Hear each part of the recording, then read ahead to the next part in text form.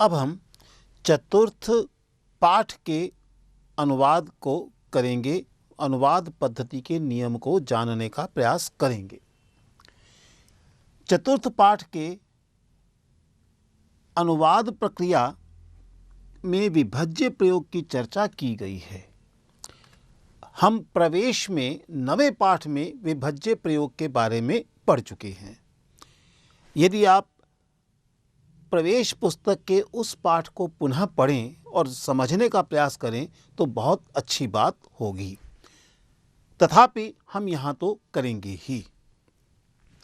विभज्य प्रयोग का अर्थ है विभाजन करके।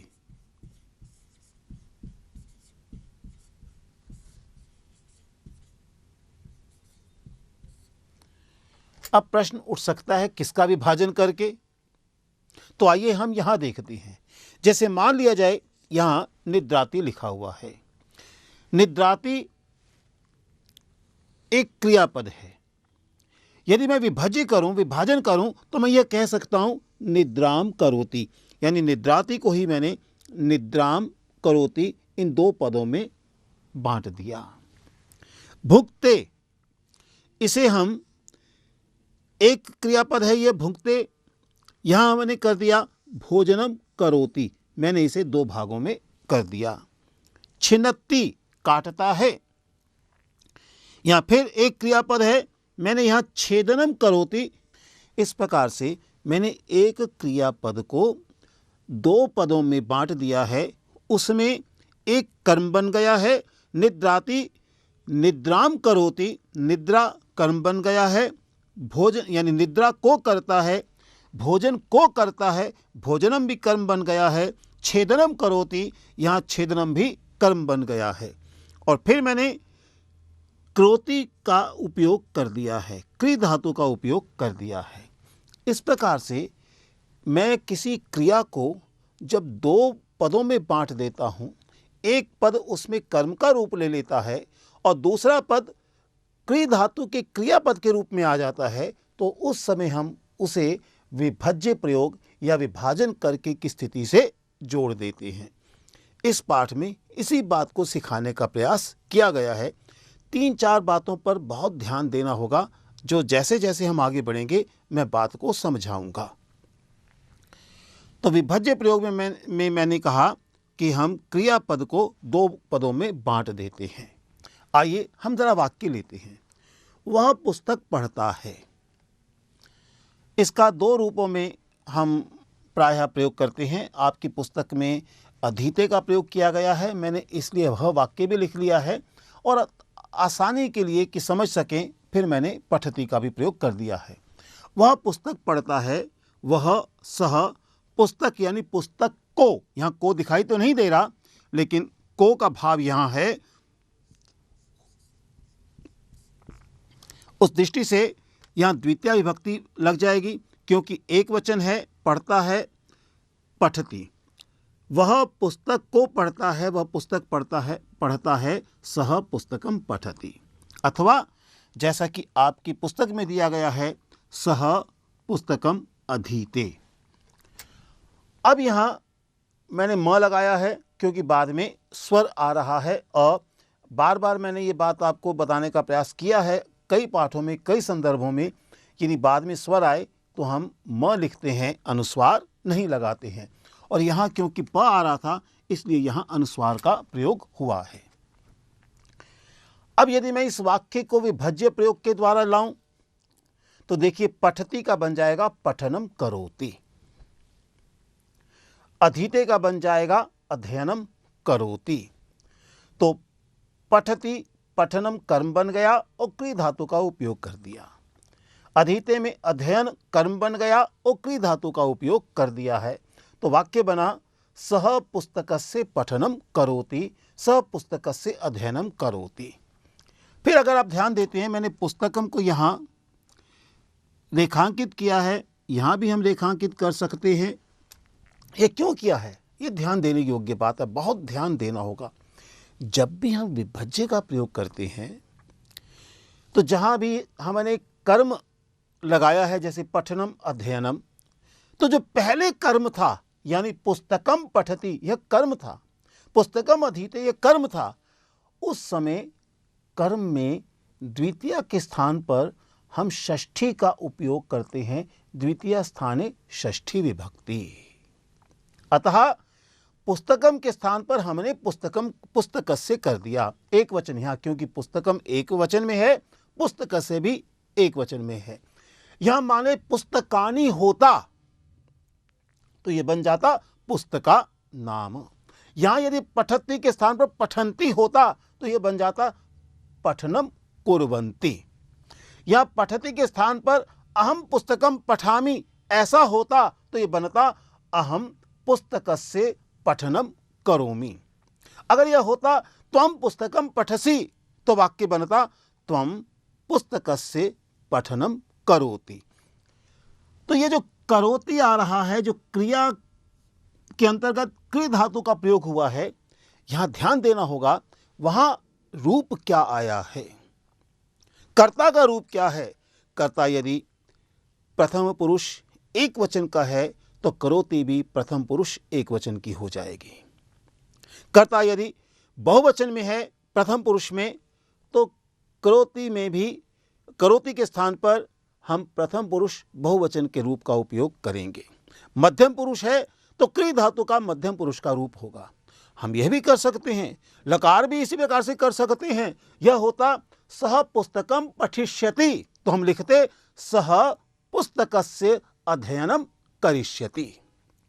यानी लकार अथवा पुरुष अथवा वचन जिस दृष्टि से आए हैं उसी दृष्टि से हम क्रि धातु का भी उपयोग करेंगे, वह भी विभज्य प्रयोग माना जाएगा।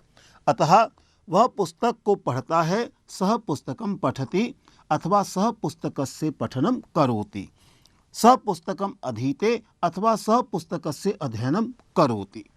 वह लेखनी बेचता है।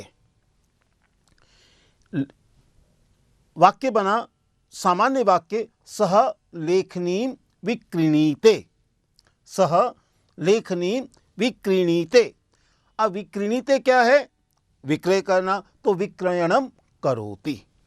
अतः लेखनीम के स्थान पर जो पहले द्वितीय विभक्ति में आ रहा है, अब उसके स्थान पर हम क्या करेंगे, षष्ठी। जैसे यहां किया था पुस्तकम पुस्तकस्य, पुस्तकम पुस्तकस्य, तो लेखनीम लेखन्यः। षष्ठी विभक्ति में लेखनी पद का लेखन्यः बन जाता है, तो वाक्य बनेगा सह लेखन्यः विक्रयणम करोति। अर्थ बनेगा वह पुस्तक का पठन करता है, वह पुस्तक का अध्ययन करता है, वह लेखनी का विक्रयण करता है। इस प्रकार से हम विभज्य प्रयोग के माध्यम से भी वाक्यों का निर्माण कर सकते हैं। प्रायः प्रारंभ में संस्कृत को अधिक सरल बनाने की दृष्टि से यह प्रक्रिया अपनाई गई है। अनेकों बार हमें रूपों का स्मरण नहीं हो पाता या कुछ कठिन धातु आ जाते हैं, उनके विशिष्ट रूप होते हैं, तो एक सरल उपाय आ गया।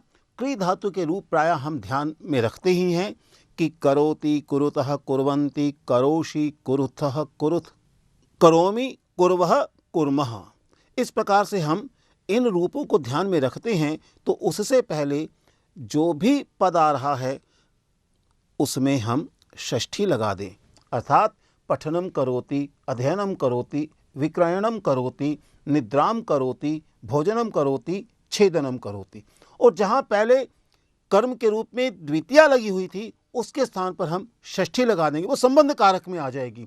तो पुस्तकस्य लेखन्यः, ऐसे ही आगे भी हम कुछ वाक्यों को देखेंगे। तो विभज्य प्रयोग बुनियादी तौर पर संस्कृत को सरल बनाने की दृष्टि से किया गया है। और जैसा मैंने कुछ नियमों को बताया कि यहाँ विभज्य प्रयोग का अर्थ है क्रियापद का विभाजन करना, निद्राति निद्राम करोति। अब हम कुछ आपकी पुस्तक में दिए गए वाक्यों को भी पढ़ेंगे और कुछ समझने का प्रयास करते हैं। देखिए यहाँ आया है पुस्तकम अधीते, पढ़ता है, अधीते पढ़ता है। पुस्तकस्य अध्ययनं करोति। लेखनीं विक्रीणीते लेखन्यः विक्रयणं करोति। वृक्षं छिन्नत्ति वृक्षस्य छेदनं करोति। हस्तम् उपयुङ्क्ते हस्तस्य उपयोगं करोति। द्वारं पिधत्ते द्वारस्य पिधानं करोति। इस प्रकार से हमने इन उदाहरणों के माध्यम से उसी बात को दोहराने का प्रयास किया है कि हम क्रियापद का विभाजन करके सरलता की दृष्टि से प्रयोग करते हैं और क्रियापद में जो कार्य किया जा रहा है उसे कर्म के रूप में बना लेते हैं और क्रिया धातु का उपयोग कर लेते हैं। इसी करोति के हम कुछ अन्य रूपों को फिर देखते हैं। देखिए, मैंने एक वाक्य लिखा है, पुस्तकम पठति। पुस्तकम पठन्ति यदि हो जाए, पुस्तकम अपठत हो जाए, पुस्तकम पठसी हो जाए, पुस्तकम पठिष्यति हो जाए, पुस्तकम पठिष्यामः हो जाए, पुस्तकम पठतु हो जाए, पुस्तकम पठेत हो जाए। यहाँ हम देख रहे हैं लट लकार एक वचन है, यहाँ लट लकार बहुवचन है और प्रथम पुरुष है, यहाँ भी प्रथम पुरुष है, यहाँ एक वचन है लेकिन लंग लकार है। पठसी लट लकार है, मध्यम पुरुष है, एक वचन है। पठिष्यति प्रथम पुरुष है, लिट लकार है, भविष्यत काल है, एक वचन है। ऐसे ही बाकी रूप हैं और भी रूप हो सकते हैं। तो हम विभज्य कैसे करेंगे? तो देखिए, सबसे पहली बात, क्योंकि पुस्तकम पठती है और ये पुस्तकम के स्थान पर पुस्तकस्य बन जाएगा, अर्थात पुस्तकस्य पठती था तो पठनम करोति और किसके साथ जुड़ेगा? सह या सा के साथ। सह सा पुस्तकस्य पठनम करोति। पठन्ति है तो ते या तः, ये मैंने बहुवचन इसलिए लिखा है कि स्त्रीलिंग में ते प्रथम पुरुष में द्विवचन में भी आ सकता है। तो ये बहुवचन में है तो ये पुल्लिंग में है, ये स्त्रीलिंग में है। ते अथवा ता तः पठनम कुर्वन्ति। लेकिन पुस्तकस्य अपठत, पुस्तकम अपठत, पुस्तकस्य पठनम अकरोत्। पुस्तकम पठसि, पुस्तकस्य पठनम करोषि त्वम के साथ। पुस्तकम पठिष्यति, पुस्तकस्य पठनम करिष्यति, सह अथवा सा के साथ भी हो सकता है। भवान और भवती के साथ भी हो सकता है। यहाँ भी भवान और भवती के साथ भी हो सकता था, यहाँ भवंता आदि के साथ भी हो सकता है। पुस्तकम पठिष्यामः, पुस्तकस्य पठनम करिष्यामः। पुस्तकम पठतु, पुस्तकस्य पठनम करोतु। पुस्तकम पठेत, पुस्तकस्य पठनम कुर्यात्। और कोष्ठक में मैंने लिख दिया है किन किन के साथ हो सकता है। यहाँ भी मैंने कहा कि हो सकता है सह, सा, भवान, भवती आदि। यानी क्रियापद में जो लकार लगा है, जो वचन है, जो पुरुष है, मैं फिर दोहराता हूं, क्रियापद में जो लकार है, जो वचन है, जो पुरुष है, विभज्य में भी उसी प्रकार से होगा। पठति पठनम करोति, पठसि पठनम करोषि, पठेत पठनम कुर्यात्, पठतु पठनम करोतु। यह बहुत ही ध्यान देने योग्य बात है। और फिर कर्म को हम षष्ठी में बनाएंगे। यह तो मैंने आपको जो उदाहरण दिया है प्रश्मयी पद के पठ धातु का रूप भी दिया है, और भी रूप हो सकते हैं, लेकिन मुख्य रूप से यह सकर्मक धातु थी, अर्थात वह धातु जिसका कोई ना कोई कर्म होता है। अगर अकर्मक धातु आ जाए जैसे निद्राति, अब इसका कर्म नहीं होता, सह अथवा सा निद्राति, तो क्या किया जाए? तो बहुत सरल होगा, केवलम निद्राम करोति। यहाँ कर्म है ही नहीं, इसलिए कर्म की आवश्यकता भी नहीं पड़ेगी। सह, सा, भवान, भवती, कुछ भी हो, सह अथवा सा अथवा भवान अथवा भवती निद्राम करोति। अब वहाँ किसी प्रकार के कर्म के न होने के कारण किसी और को हम बदलेंगे नहीं। हाँ, कृ धातु के रूप से पहले जो पद आया है वहाँ हम द्वितीय विभक्ति का प्रयोग करेंगे। जैसे पठनम पठनम पठनम, ये सब में ऐसे ही निद्राम आया है। अब हम इसके जो 2 अभ्यास दिए गए हैं उनकी ओर थोड़ा ध्यान देते हैं। अब देखिए, पहला इसका अ के अंतर्गत अभ्यास है, अधोलिखित वाक्यों का हिंदी में अनुवाद कीजिए। बालकः अंगुल्या गणनां करोति। बालकः बालक, अंगुल्या अंगुली शब्द है, तृतीय विभक्ति एक वचन, तो करण कारक है, इसलिए कर्ता ने कर्म को करण से, तो करण है तो अंगुली से। बालक अंगुली से गणनाम करोति, गणना करता है। क्योंकि बालक यहाँ प्रथम पुरुष एक वचन में है, इसलिए करोति आ गया प्रथम पुरुष एक वचन में, और यह लट लकार में आया है। और गणनाम, देखिए क्रि धातु का उपयोग है, उससे पहले गणना जो है उसमें कर्म के कारण द्वितीय विभक्ति आ गई है। अगर यह वाक्य क्रियापद के रूप में आता गणनाम करोति, बालकः गणयति, ऐसा पद बनता, अंगुल्या गणयति, बालकः अंगुल्या गणयति। तो अब यहाँ बना बालकः अंगुल्या गणनाम करोति, बालक अंगुली से गणना करता है। सा वस्त्र प्रक्षालनम करोति, सा वह, क्योंकि सा आया है तो निश्चित रूप से बालिका है, महिला है, स्त्रीलिंग है। वह वस्त्र प्रक्षालनम, कपड़ों का धोना, कपड़ों का प्रक्षालन करोति, करती है। अब हिंदी है तो इसलिए क्रियापद में ई आ गया, करती है। वह वस्त्र प्रक्षालन करती है, कपड़े धोती है, कपड़ों का प्रक्षालन करती है, कुछ भी बना सकते हैं। यहाँ क्योंकि सा प्रथम पुरुष एक वचन में है तो करोति आ गया है, और उससे पहले वस्त्र प्रक्षालनम कर्म बन गया है, द्वितीय विभक्ति है। शिशुः सर्वदा निद्राम करोति, बच्चा सर्वदा सदैव हमेशा, यह अव्यय है। बच्चा हमेशा सर्वदा नित्य निद्राम करोति, निद्रा करता है। शिशु प्रथम पुरुष एक वचन तो करोति प्रथम पुरुष एक वचन, और निद्रा जो है उसका कर्म बन गया द्वितीय विभक्ति। बालः अंकन्यः उपयोगम कुर्वन्ति, बालः बालक, बालिकाएं भी कह सकते हैं। बाल शब्द पुल्लिंग में भी आता है, स्त्रीलिंग में भी आता है। पुल्लिंग हो तो बालः, अगर स्त्रीलिंग हो तो बाला, लेकिन बहुवचन में समान बनता है बालः। तो बालक, बच्चे, अंकन्यः, अब देखिए षष्ठी विभक्ति यहां है, अंकनी का, उपयोगम कुर्वन्ति, उपयोग करते हैं। क्योंकि बाला बहुवचन में आया है तो यहां कुर्वन्ति भी बहुवचन में आ गया है। विमर्शकः काव्यस्य परिशीलनम करोति, विमर्शक यानी विचार विमर्श करने वाला काव्यस्य, काव्य का परिशीलन करता है।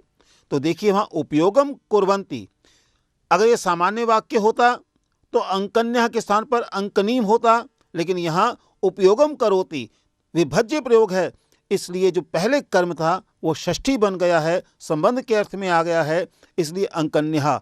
ऐसे ही विमर्शकः काव्यस्य परिशीलनम करोति, तो परिशीलयति के स्थान पर परिशीलनम करोति, परिणामतः काव्यम यानी विमर्शकः काव्यम परिशीलयति अगर होता तो द्वितीय विभक्ति थी, कर्म था काव्यम, लेकिन अब यहाँ क्योंकि विभज्य प्रयोग किया है हमने काव्यस्य परिशीलनम करोति ऐसा कर दिया है। द्वितीय अभ्यास में अभ्यास में हमें संस्कृत में अनुवाद करना है। मैं वाक्यों का अनुवाद करता हूँ, मैं अहम, वाक्यों का, वाक्यानाम, अनुवाद करता हूँ, अनुवादम करता हूँ, करोमि, क्योंकि मैं आ रहा है, अहम आ रहा है, इसलिए करोमि आ गया। अगर यहाँ तुम होता, तुम वाक्यों का अनुवाद करते हो, तो त्वम वाक्यानाम अनुवादम करोषि। अगर ये वह होता, वह वाक्यों का अनुवाद करता है, तो सह वाक्यानाम अनुवादम करोति।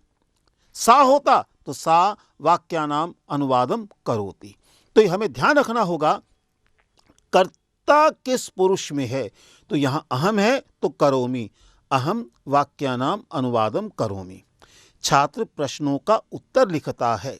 छात्र छात्रः, लिखता है इसका मतलब एक है, लिखते हैं होता तो बहुवचन हो जाता, क्योंकि लिखता है एक है, तो छात्रः प्रश्नस्य, प्रश्न का, प्रश्नों का होता तो प्रश्नानाम, प्रश्नस्य उत्तरम लिखति। छात्रः प्रश्नस्य उत्तरम लिखति।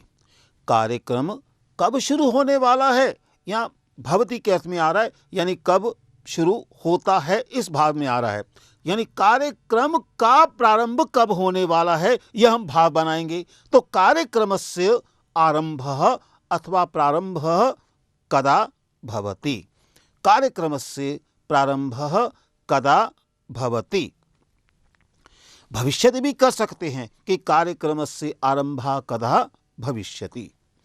मंत्री भाषण कर रहे हैं, अब यहां ध्यान दीजिएगा, मंत्री भाषण कर रहे हैं, अब दिखता है कर रहे हैं तो बहुवचन होना चाहिए, लेकिन ऐसा नहीं होगा, क्योंकि मंत्री तो एक किस अर्थ में यहां आया हुआ है। इसलिए अगर मंत्री हम एक वचन में करें तो वाक्य बनेगा मंत्री भाषणम करोति।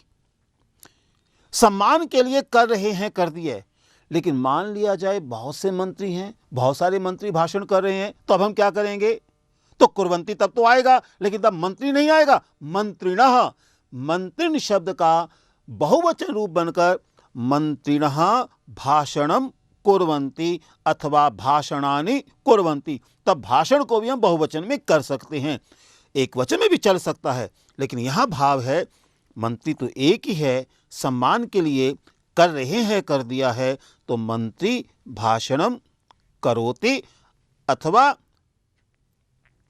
मंत्रिणः भाषणम कुर्वन्ति। संस्कृत का अभ्यास करें, कौन, हम, ब्रैकेट में लिखा है हम करें, करवाम, इसलिए थोड़ा सा हम के अर्थ में दे दिया है, हम संस्कृत का अभ्यास करें।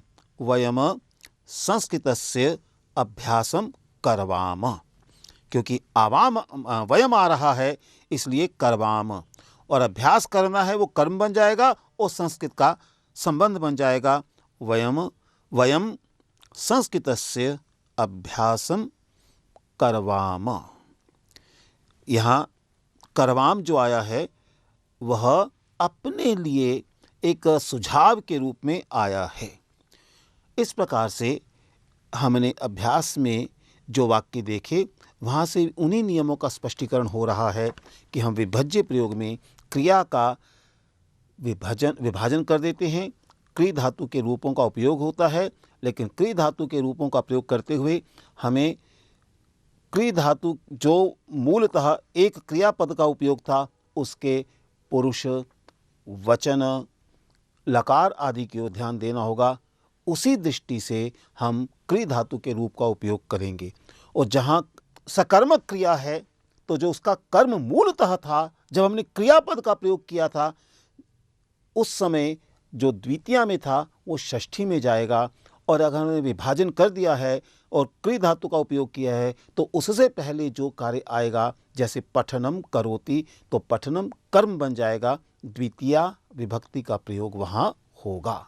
इस प्रकार से हम यदि करते हैं तो अधिकाधिक अभ्यास करते हुए हम अपनी बात को सामने अच्छे ढंग से अभिव्यक्त कर सकते हैं, सरल ढंग से कर सकते हैं। और अंत में आपसे मैं पुनः प्रार्थना करूंगा, प्रवेश पुस्तक के 9वें पाठ में इस बात को समझाया गया है, कृपया वहाँ भी इसे देख लीजिए।